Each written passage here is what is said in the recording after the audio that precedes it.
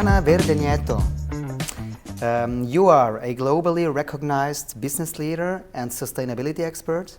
In 2002, you founded one of the first consultancies for sustainability communications. So you've been ahead of time. And co-founded Positive Luxury. You advised several renowned organizations, including the United Nations Department of Economics and Social Affairs. You were trained by the former US President Al Gore at the Alliance of Climate Protection and were named Young Global Leader by the World Economic Forum. You're also an author, so you published a book, Reimagining Luxury. It's a bestseller. And the subtitle is How to Build a Sustainable Future for Your Brand. So you're an expert in brand building. And your latest project, Edify Collective, is an innovative micro-learning platform focused on sustainability and essential future skills. Wow. So you're considered a pioneer in sustainability communication. What motivated you back then, and why did you start with it being ahead of time, so it hasn't been that big issue like it is today? So what was the why? Thank you very much for having me today. Actually, the why was my upbringing. I grew up in dictatorship in Argentina, and from a very, very early stage I was aware of discrepancies I didn't understand them at the time, but I was aware of, kind of social justice and inequality and oppression. And for some reason I had a sense of justice that it was beyond my age, because I was super, super young at that time.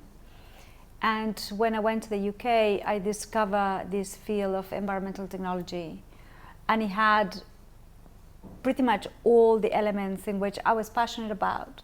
So it had the sustainability side, which was the care for the environment, was the care for people, and was the economic side.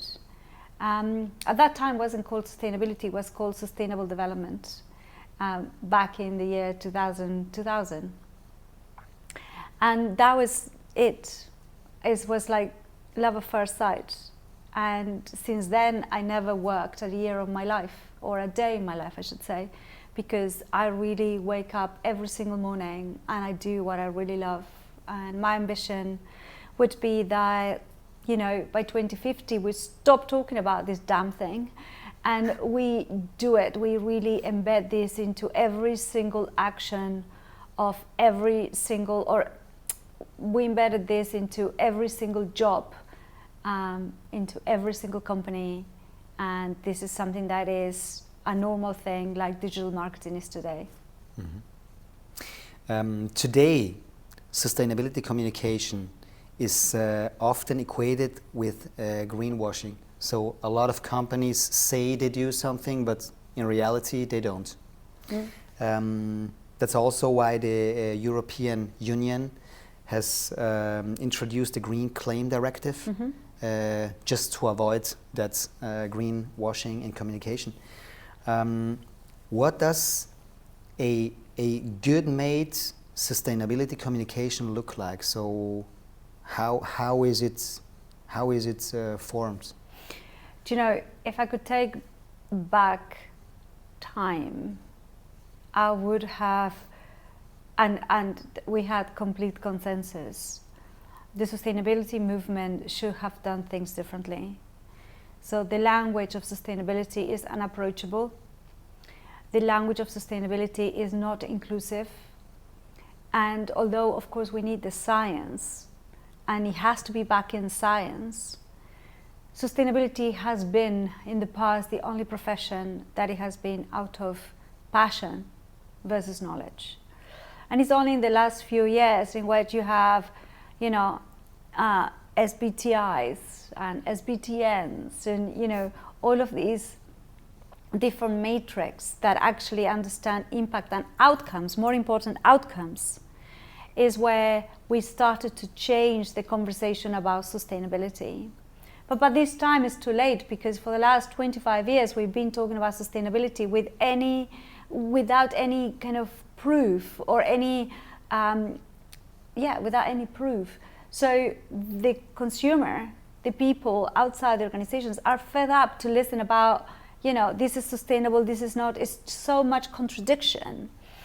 So I think that the narrative's changing, and you will see that, of course, there is greenwashing, but there is a lot more green hashing, which is not talking about sustainability and actually taking the actions that are needed in order to be able to embed this into the business.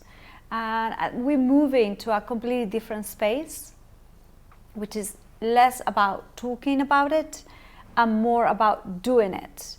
And when doing it is the low-hanging fruit is perhaps done. So now it's about upskilling, reskilling employees, and of course the co-investing on CapEx to be able to change the processes and change the systems. So this conversation about system change really actually does happen, and we need entrepreneurs. We need bold, strong entrepreneurs that are not afraid to innovate, because innovation is the only thing, and technology will be the two things that will get us out of this mess, really. Mm-hmm. But could you name an example how, so if the language in sustainability is too technical, too database, what would be an example? So how could it be? How would it be better? Okay, could you name an example? Yeah. Of course. So I was the entrepreneur in residence for LVMH for 3 years in a program called Dare to be Green. And this was a groundbreaking initiative that the LVMH group did. The premise of this program was to look at entrepreneurship. So not entrepreneurship, but the people, developing the people from within. And you use the same principles of Innovation Challenge in terms of the D School of Stanford of rapid prototyping to create businesses. In this program, for example, LVMH at the time, by the time I was gone, created 52 companies. One of them is a company called NonaSource. When you go to nonasource.com, you can buy any when you go to nonasource.com, you can buy fabric from any of the LVMH Maisons at a fraction of the price that it will cost you a dress or a skirt or a sweater. This company, NonaSource, talks about the fabrics and the quality of the fabric. LVMH doesn't talk about it at all. And as a consumer, I can go and choose any of these and have an amazing quality dress or jumper or what have you. So this is an example of how the action speaks louder than any marketing you can possibly do. And this is about, and I cannot remember what it's called. It's not end of life, it's called dead stock. So these dead stock fabrics, which is basically you only have a few meters left, instead of being thrown away, are sold. And anybody can buy them. So this is a real clear, tangible example how your people, your innovation, your people can actually innovate to solve the problems that the companies have. Mm-hmm. You don't need to talk about it. So it's about the right products and good storytelling, or at least good storytelling is an integral part of it. Yeah, but you need to be passionate about the product. The product is the dead stock fabric. You have to live it. Yeah. That's the story, the dead stock fabric you can buy. Yeah. It has nothing to do with sustainability. It's to do with engaging you and me to be able to go and get amazing quality fabrics for, my wedding dress, or this amazing special occasion, or that beautiful skirt that I always wanted to have, or whatever else that you want to do. The point is that, if you're passionate about your product and you have a great product, then the story is an easy story to tell. You don't need sustainability to tell the story. It's how that product is and what is the inherent values of that product. you know? Yeah. What would be your recommendation for a luxury hotel? We have in our region, we have a lot of 4S and 5 stars hotels, and they are of course very often pointing on the quality. So it's about hardware most of the time, square meters of pools, saunas and stuff. So what would be your recommendation in terms of product and communication for such a hotel? I mean, the best kept secret is this region. So I have never been to South Tyrol ever before, and I have fallen in love. And this is not just a little bit. I have hard fallen in love with the region. Nice. Yeah. Why? Because it has it all. Great food, amazing wine. The hikes and the walks are breathtaking. The people are incredible. The food is to die for. Thank God I can't come here that often in a way, because it's like so kind of tucked away. But it's something that is such an incredible experience. And when you land in the Bolzano airport, I will never forget that landing, because it's an amazing landing through those mountains, almost, you know, kind of vertical. And when you land, the pilot gets out of the plane and said hi. And I was like, oh my God, you are the most skillful guy I ever met. And they talk to you. And so since the moment you are approaching Bolzano, the experiences start. So when you have a hotel, it's about, you know, I don't really care how many square meters have the pool. I just care about the fact that from the moment I landed in this place, literally landed in this place, I was blown away by everything. The weather, the people, the food. So lead with your product, and your product is your connection with nature. Is your connection with the land. Is your connection with probably all the food comes from a very, very small number of kilometers. The people are amazing, and the attention to detail, the flowers, the smell. I mean, you can't buy that. You know, so what you have is things that are uncopied. You can't copy the experience of being here. And that is way more important in terms of what is bigger, your pool or my pool. Who cares? The next generation, Generation Z, Generation Alpha. You told us in your keynote before that they have a different perception when it comes to luxury. So how do they see luxury, and how does it differ from the view of the targets of today, so of the people that are visiting this destination today? I'm gonna answer your question with a question. Do you know who is the #1 fashion brand in France? When it comes to luxury? Just that's the question. Tell me. Vinted. Vinted. Second-hand retail. It's bigger than Zara, bigger than H&M today, right now. What does it tell you? That the values of the younger generations are very different. The average age in which a Gen Z touches luxury is 15 years old, is pre-loved. The pre-love culture is very much ingrained, and they're growing up with that. The luxury is not just about, you know, having nice handbag or shoes or eating a nice meal. The luxury is time, is flexibility, is freedom, is being able to choose, is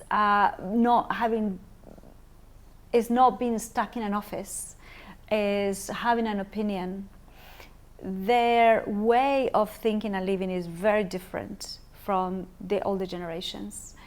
And, you know, the things that are normal for millennials or old millennials and boomers and X's are not normal for Gen Zs and alphas.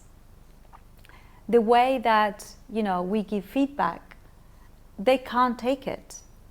The way that we make sometimes throwaway comments, are very rude for them. And because we have, for the first time, 5 generations living in our planet at the same time, this never happened before on Earth, because we used to die much younger. This is a new normal. So, you know, luxury is, for the first time, trying to recalibrate what actually luxury means today. Because luxury has changed hands, and the definition of luxury changes, and changes geographies. But the speed in which this is changing is also unprecedented. That's why, for the first time in a long time, luxury is having a decline, because there is a second-hand market that is very much ingrained and pronounced and marketed to that we never had before. So we are in a moment of recalibration, because we have volatility from every area, geopolitical, environmental, social, economic, you name it.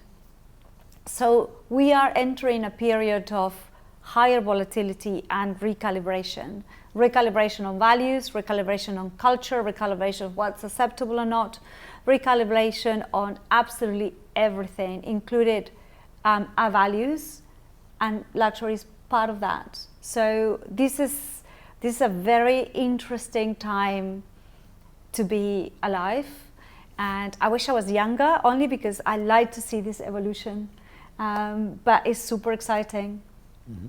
So one part you told us in your keynote that you have the growth mindset versus the fixed mindset. The fixed mindset is the old one, the growth mindset is the new one. So learning, I guess, is an integral part of the values of the next generation. You created Edify Collective. Mm-hmm. This is a micro-learning platform. Mm-hmm. Tell us a bit about the platform.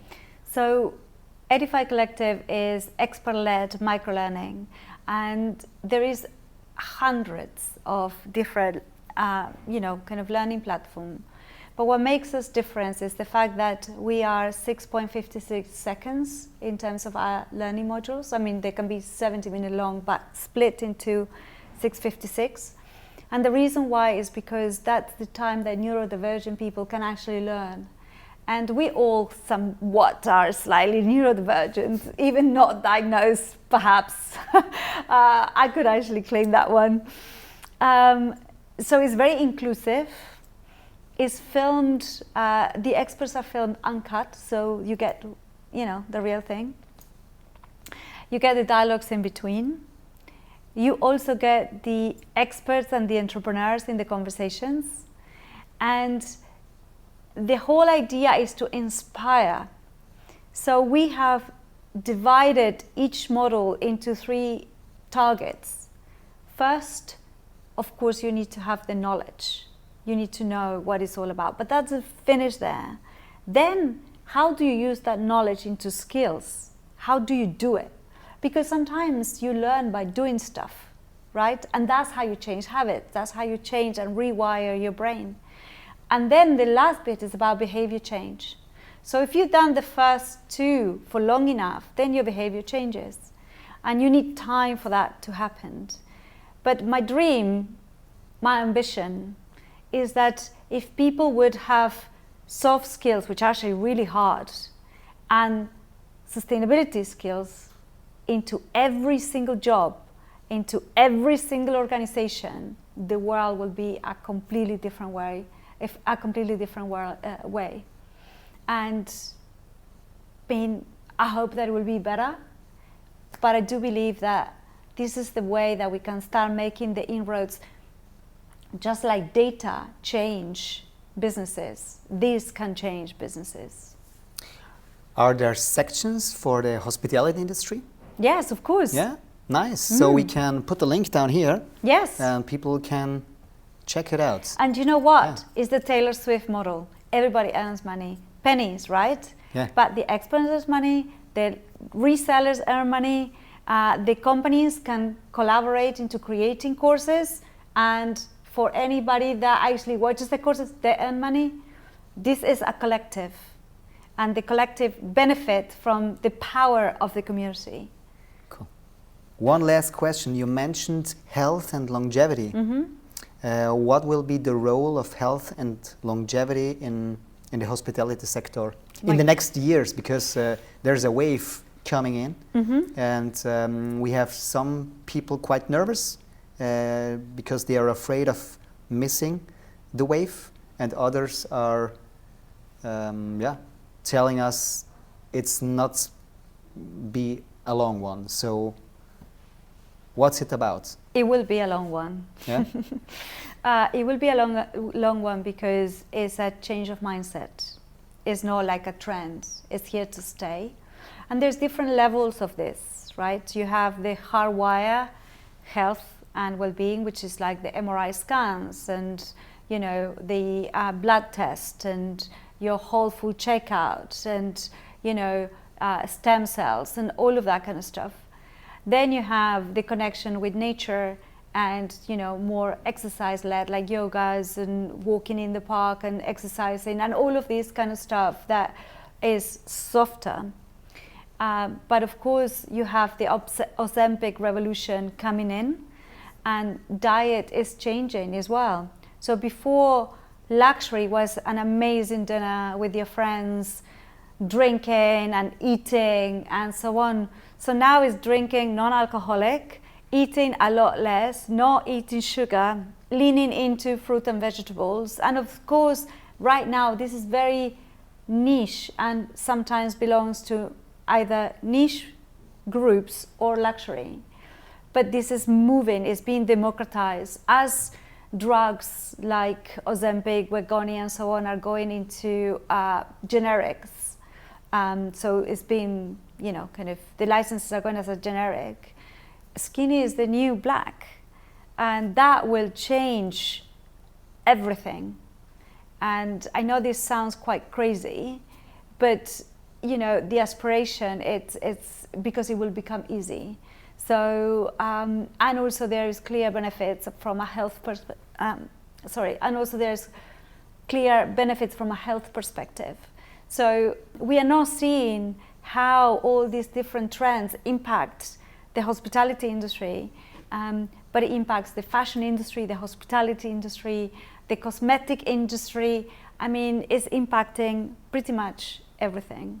Mm-hmm. So we are fortunate that we have quality of life as our brand core. We integrated that because,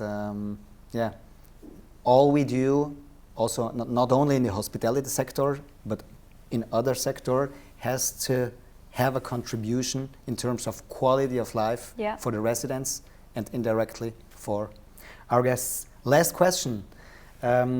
What book would you recommend to tourism and hospitality professionals?